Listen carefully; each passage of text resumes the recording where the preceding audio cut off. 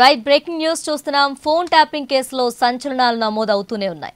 దర్యాప్తు చేస్తున్న కొద్దీ ఫోన్ ట్యాపింగ్ వ్యవహారం వెనుక దాగిన్న వసూల దందా బట్టబయలవుతుంది. తాజాగా ఈ కేసులో A4 నిందితుడిగా ఉన్న టాస్క్ ఫోర్స్ మాజీ డీసీపీ రాధాకిషన్ రావు రిమాండ్ రిపోర్టులో పోలీసులు సంచలన విషయాలు పేర్కొన్నారు. ఫోన్ ట్యాపింగ్ వ్యవహారం అంతా బీఆర్ఎస్ ముఖ్య నేతల కనుసన్నల్లోనే జరిగిందని రిమాండ్ రిపోర్టులో తెలిపారు. ఎస్ఐబీ మాజీ చీఫ్ ప్రభాకర్ రావు ఆదేశాలతో ఫోన్ ట్యాపింగ్ చేశామని, దాని ద్వారా ప్రతిపక్ష పార్టీల ముఖ్య నాయకులు, వారి కుటుంబ సభ్యులు, వారికి ఆర్థికంగా సపోర్ట్ చేసే వ్యాపారవేత్తల కార్యకలాపాలపై ఎక్కువగా దృష్టి పెట్టామని అంగీకరించినట్లు పేర్కొన్నారు.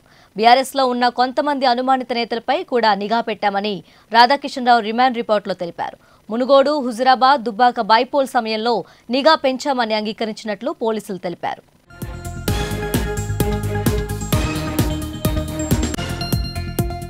2016 నుంచి ఓ వర్గానికి చెందిన అధికారులతో స్పెషల్ టీంను ఏర్పాటు చేసుకున్నట్లు రాధాకిషన్ రావు అంగీకరించారు. భవ్య సిమెంట్ యజమాని ఆనంద్ ప్రసాద్ నుంచి 70 లక్షలు సీజ్ చేసినట్టు వెల్లడించారు. అలాగే దుబ్బాక ఉప ఎన్నిక సందర్భంగా రఘునందన్ రావు, ఆయన బంధువుల నుంచి కోటి, ఇక మునుగోడు బై ఎలక్షన్ టైంలో కోమటిరెడ్డి రాజగోపాల్ రెడ్డి చెందిన 3.50 కోట్ల స్వాధీనం చేసుకున్నామని ఒప్పుకున్నారు. 2018-2023 ఎన్నికల్లో దుబ్బాక, మునుగోడు బై ఎలక్షన్లో బీఆర్ఎస్ కోసం టాస్క్ ఫోర్స్ వాహనాల్లో డబ్బులు తరలించినట్లు, టాస్క్ ఫోర్స్ టీముకు ఆ వాహనాలను ఓ మాజీ ఐఏఎస్ అధికారి సమకూర్చినట్లు రాధాకిషన్ రావు విచారణలో చెప్పినట్లు తెలుస్తుంది. దీంతో ఈ డబ్బు ఎక్కడికి తరలించారు, ఎవరికి ఇచ్చారనే దానిపై అధికారులు విచారిస్తున్నారు. త్వరలో మరికొంతమంది అధికారులు, నేతల పేర్లు బయటపడే అవకాశం ఉంది.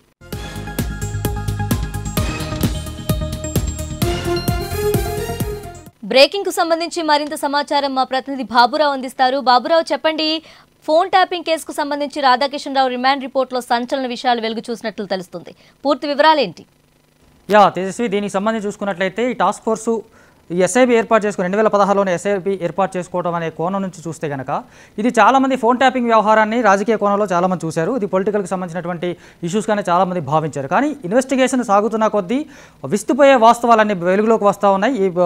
ఈ ఏదైతే ఫోన్ ట్యాపింగ్ ఉందో ఈ ఫోన్ ట్యాపింగ్ నుంచి కేవలం ఆ రోజునటువంటి ప్రతిపక్ష పార్టీల మీదనే ఫోన్ ట్యాపింగ్ చేశారు. వాళ్ళు ఏం మాట్లాడుకుంటున్నారని విన్నారు, లేదా కొంతమంది హీరోయిన్లతో సహా వాళ్ళ వ్యవహారాలు విన్నారని చెప్పేసి కొన్ని రోజులుగా వస్తున్నటువంటి వార్తలు చాలా సంచలనం కలిగిస్తున్న నేపథ్యంలో ఇదే కేసులో A4గా ఉన్నటువంటి రాధాకిషన్ రావు చెప్పినటువంటి రిమాండ్ రిపోర్ట్ చూసుకున్నట్లయితే ఖచ్చితంగా ఒక సెన్సేషన్ క్రియేట్ చేయబోతుంది. తెలంగాణ రాష్ట్రంలో ఇది ఒక ఖచ్చితమైనటువంటి తెలంగాణ రాష్ట్రంలో ఈ కేసు ఒక కొత్త మలుపు తిరగబోతోంది. ఈ కేసు ద్వారా అనేక సంచలనమైనటువంటి విషయాలు, కార్యక్రమాలు భవిష్యత్తులో జరగబోతున్నాయి అనేలాగా ఈ రాధాకిషన్ రావు వాంగ్మూలం చూసినట్టయితే మనకు అర్థమవుతోంది. ఇది ఆయన చెప్పిన దాన్ని బట్టి చూసుకున్నట్లయితే తెలంగాణలో ఒక్క సామాజిక వర్గానికి చెందిన వాళ్ళతోనే ఒక టీం ఏర్పాటు చేసి వాళ్ళందరినీ ఎస్ఐబీకి అటాచ్ చేసి వీళ్ళు టాస్క్ ఫోర్స్ ద్వారా ఇక్కడ జరుగుతున్నటువంటి కార్యకలాపాలన్నీ కేవలం ఈ సామాజిక వర్గం ఉన్నటువంటి టీములతోనే కంట్రోల్ చేయించారని, వాళ్ళు మాత్రమే దీనికి మొత్తం వాళ్ళ కమాండ్లో కంట్రోల్లో పెట్టుకొని మిగతా ఎవరిని దాని దరిదాపులోకి రాకుండా చూసుకొని ఆనాడు ఉన్నటువంటి లేదా అప్పుడు ప్రతిపక్షంలో ఉన్న కాంగ్రెస్ నేతల ఫోన్లను ట్యాపింగ్ చేయడంతో పాటు అక్కడ మనకి గతంలో జరిగినటువంటి హుజురాబాద్ కానీ, దుబ్బాక కానీ, మునుగోడు ఉప ఎన్నికల సందర్భంగా జరిగినటువంటి అనేక వ్యవహారాల్లో ఈ టాస్క్ ఫోర్స్ కీలకంగా వ్యవహరించింది. అప్పుడున్నటువంటి ప్రతిపక్ష నేతల ఫోన్లను ట్యాపింగ్ చేయడంతో పాటు వాళ్ళ నగదు లావాదేవీలపైన ఒక పటిష్టమైన నిఘా ఏర్పాటు చేసింది. దాదాపు 8 సార్లు నగదు సీజ్ చేస్తే ఆ 8 కూడా అప్పటి ప్రతిపక్ష పార్టీలో ఉండటం అనేది ఈ టాస్క్ ఫోర్సు ఎవరి కోసం పనిచేసింది, ఏ కేంద్రంగా పనిచేసింది, ఎవరికి లబ్ధి చేకూర్చడానికి ఈ వ్యవస్థ పనిచేసింది అనేది మనకు స్పష్టంగా అర్థమవుతుంది. దుబ్బాక ఉప ఎన్నికలకు సంబంధించి చూసుకున్నట్లయితే రఘునందన్ రావు బంధువుల నుంచి ₹1 కోటి పైగా సీజ్ చేశారు. ఆ డబ్బులు ఏమయ్యాయి అనే విషయానికి సంబంధించి కూడా ఈ టాస్క్ ఫోర్స్ దగ్గర సరైనటువంటి ఒక లెక్క లేదు అనేది మనకు తెలుస్తూ ఉంది.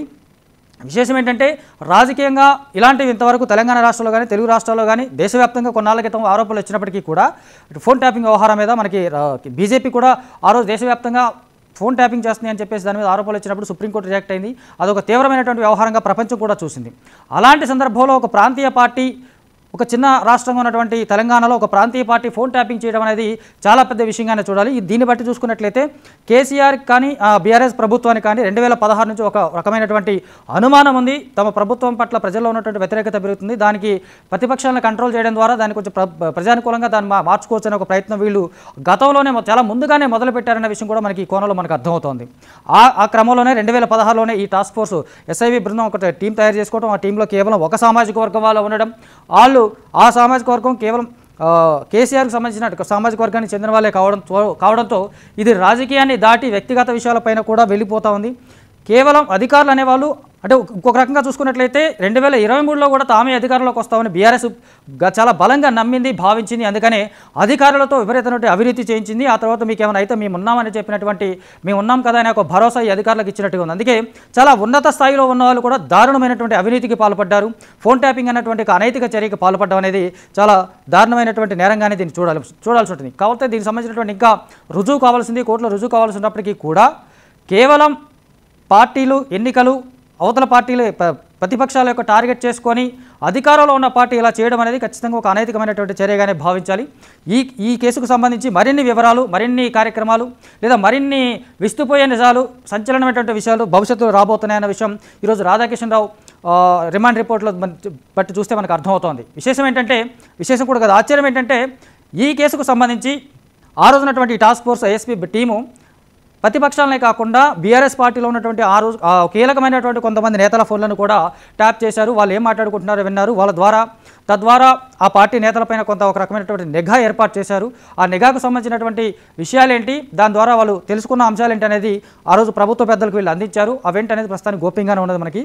సో మొత్తంగా ఈ రాధాకిషన్ రావు రిమాండ్ రిపోర్ట్ని బట్టి చూస్తే రాబోయే రోజుల్లో ఇప్పుడున్నటువంటి ప్రధాన ప్రతిపక్షం ఏదైతే ఉందో బీఆర్ఎస్ పార్టీ నుంచి చాలా పెద్ద నాయకులే ఈ కేసులోకి రాబోతా ఉన్నారు. చాలా పెద్ద తలకాయలే ఈ కేసులో కీలకంగా నిందితులుగా రాబోతున్నారన్న విషయం మనకి ఇండైరెక్ట్గా అర్థమవుతుంది. ఆ కోణంలోనే ప్రస్తుతం కాంగ్రెస్ పార్టీ దర్యాప్తు చేస్తూ ఉంది. చాలా పటిష్టమైనటువంటి ఆధారాలు, పక్కా సమాచారంతోనే ఈ దర్యాప్తు కొనసాగుతోంది. ఎక్కడ మిగతా విమర్శలకి ప్రజల నుంచి కానీ అటు ప్రతిపక్షం నుంచి కానీ పెద్దగా విమర్శలకు తావు లేకుండా ఖచ్చితమైనటువంటి సమాచారంతోనే దర్యాప్తు సాగుతుందన్న విషయం మనకు తెలుస్తోంది. తేజస్వి.